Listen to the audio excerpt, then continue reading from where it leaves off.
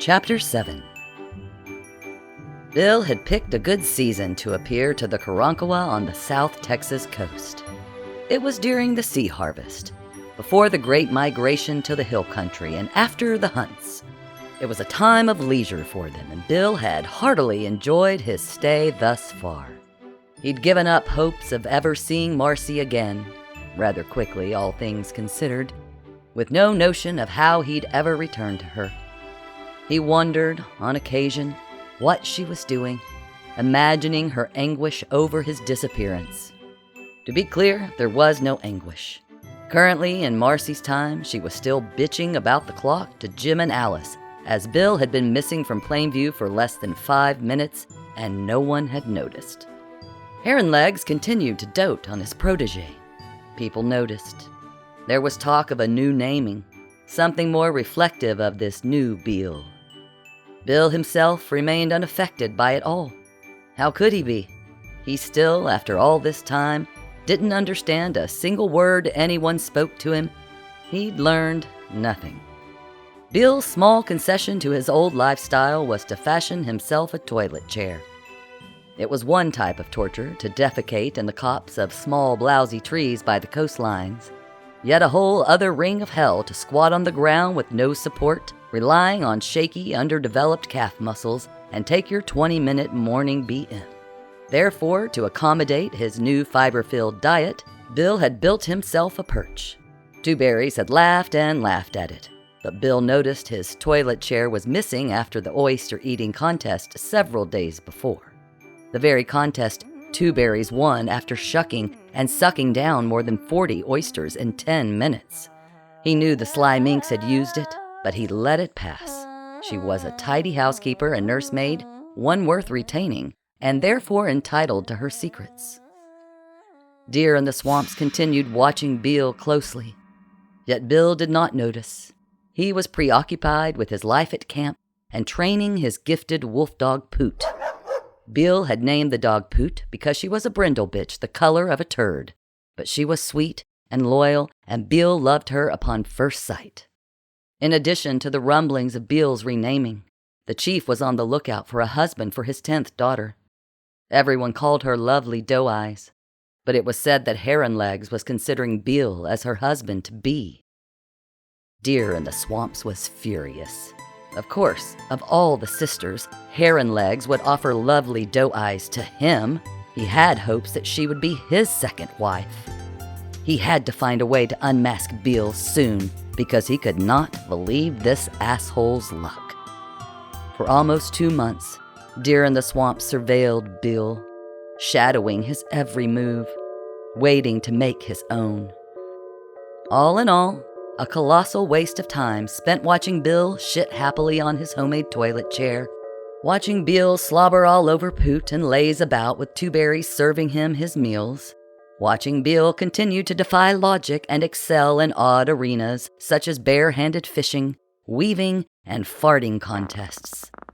To be fair, that last competition was Bill's own brainchild. When the opportunity finally arose for Deer in the Swamps, it was quicker and simpler than he'd ever imagined. He knew Bill wasn't all he seemed.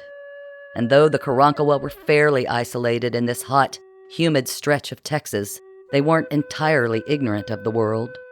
Most had at least encountered 1 or 2 white men in their lifetime, usually the Spaniards. The only thing that Deer in the Swamps could see that set Bill apart from those Europeans was his complete and total ignorance in all things. Even they knew some things. For that reason, he could forgive Legs' initial mistake. But as the weeks and now months had gone by, this Bill had done nothing godly. How could the tribe not see this? This god had not improved the sea harvest. He had not defeated their enemies with curses. He had not cured the breathing sickness. There were no magical happenings such as talking animals or snow in the summer. He'd heard that the white man worshipped a being that resided in the clouds, a large man with a whip that beat his earthly children when they displeased him. He reasoned that if this man was that vengeful, surely tossing Bill down to the Karankawa when he proved so incredibly worthless wasn't out of the question. Of course, this circular rationale could conversely indicate that Bill was a god. Frankly, it made his head hurt, and Deer in the Swamps had almost convinced himself that he was mistaken in his suspicions when he happened by Bill's wickiup one early evening, just before dinner. Two Berries had captured and cooked a large turkey and was busy by the fire pulling off choice bits of the sizzling meat for later, as Poot and several other dogs scrambled at her feet, begging for scraps. Two Berries threw out several large bones, one of which Poot gobbled up with gusto. However, greedy in her gulping, Poot suddenly made a wretched strangling noise and began to stagger. Two Berries screamed as the dog choked with pathetic retching sounds. Bill dropped his toilet seat, sprinting to Poot's side as he emerged from the brush. He grabbed the dog up, pounding her back, which did nothing to dislodge the bone from her throat. He frantically grabbed the dog's feet, turning her upside down while heartily slapping her back, but the bone remained lodged tightly in her throat. Finally, in desperation, as Poot gagged and wheezed, Bill dropped down behind her, reaching his arms around her chest to latch his hands together, and began Heimliching the dog. After 4 deep thrusts from his clenched fist under the dog's rib cage, the bone flew from her mouth, and Poot ran off as if nothing had happened. Bill sank down on his haunches, breathing heavily as he silently lauded his heroics. Unfortunately, it was at the exact moment Bill was Heimliching Poot that Deer in the Swamps sauntered by in the shadows. He and several others, emerging from their wickiups in response to Two Berries' hysterical shouts, witnessed this peculiar turn of events. They saw Bill mount his dog from behind and pump enthusiastically over the poor animal while Two Berries screamed in horror. After endless moments of assault, the dog finally escaped his grasp and ran away. As mentioned before, the Karankawa loved their dogs.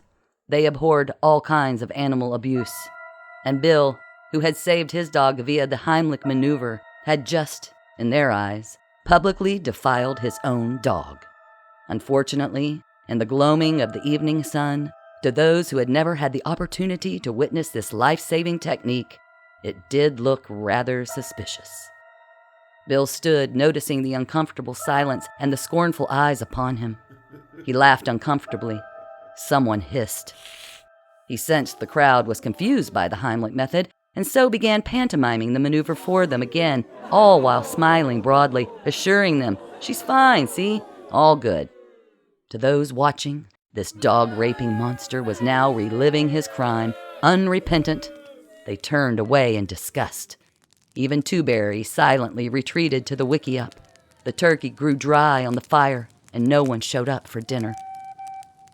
For Deer in the Swamps, this was the exact moment he had been waiting for.